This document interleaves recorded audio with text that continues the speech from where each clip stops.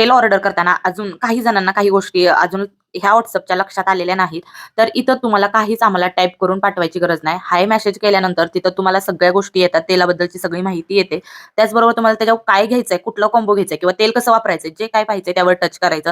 ती सगळी माहिती घेतल्यानंतर आमचा तुम्हाला ऑटोमॅटिक ॲड्रेस फॉर्मॅट किंवा स्कॅनर हे सगळं येतं. ऑनलाईन पेमेंट करावं लागतं. बरेच जण अजून खूप वेळा ह्या गोष्टी विचारतात म्हणून म्हणलं एकदा व्हिडिओमध्ये सांगावं म्हणजे सगळ्यांच्याच लक्षात येईल.